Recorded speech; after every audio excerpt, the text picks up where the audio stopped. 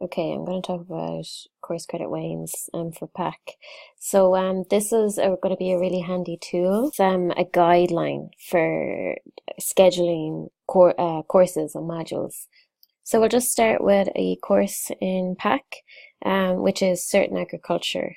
This course is given 550 days to deliver, and it has a credit value of 120.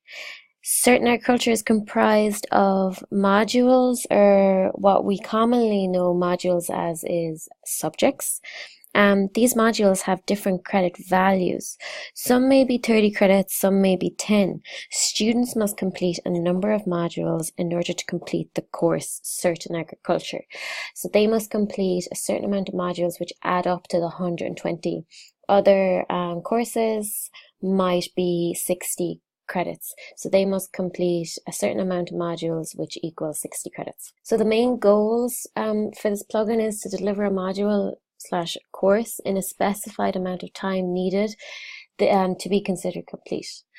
Analyze the amount of hours to spend versus time already spent, and plan ahead and be on target with delivery dates. So the manager or principal is going to be the one organizing this. It'll start at the start of the year. It probably won't change unless a new module is created or a new course is created, but it'll be outlined at the start of the year.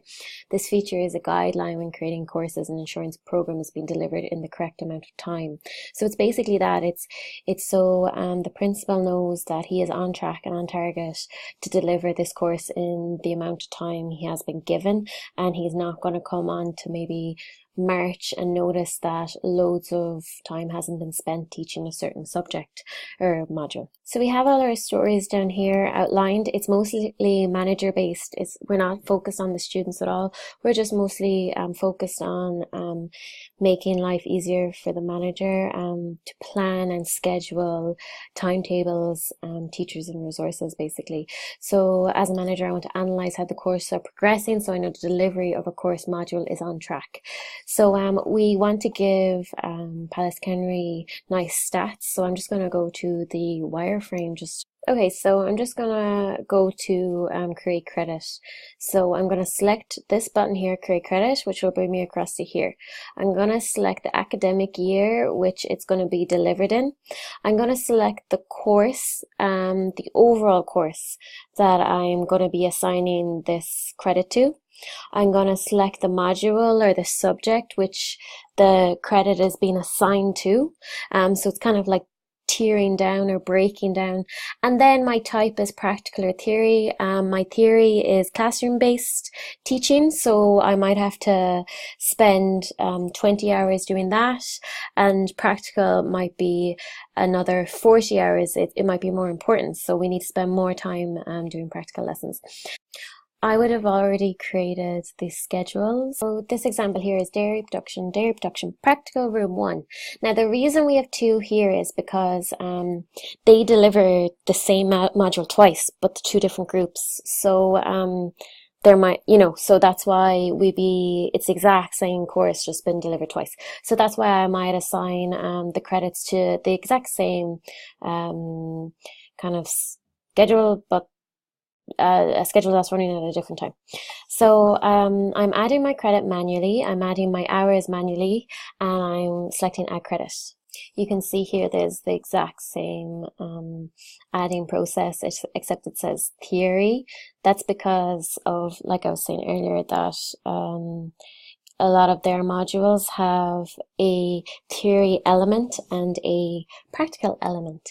And within a module that has 30 hours to spend delivering it, 20 of those might be needed for theory and 10 of them might be needed for practical, and they would each have different credit values and obviously time values also. Okay, so I'm just going to go over the lovely stats and everything we've here. So if I was a manager and I was analyzing this, I would navigate this way. So I would select the course that I want to view the progress of.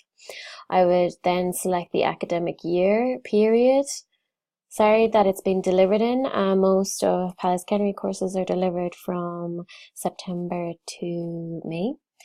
I would then maybe hone down onto the module and see how just maybe one or two are doing maybe just animal production and beef, or just actually see one how animal production is doing. So I'll just use animal production and science as an example.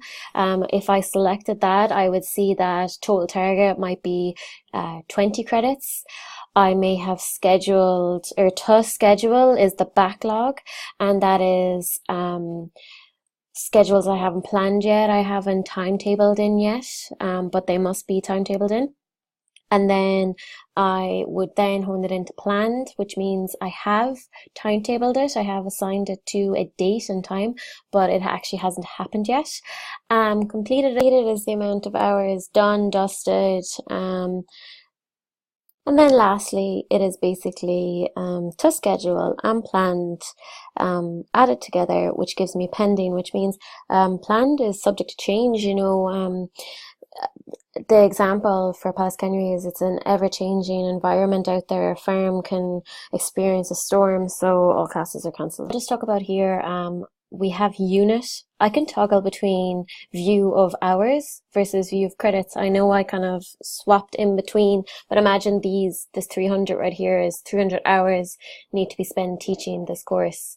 25 hours need to be scheduled. 200 hours have been planned.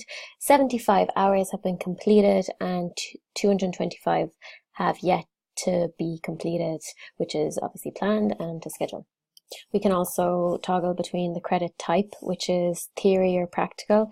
That is just basically the type of schedule, like we already defined earlier on, the schedule that was the credits and the hours that were given to it. I think that's it. Just so you understand, we start off with a course which may have 120 hours, so a module which may hone down into 30 hours, and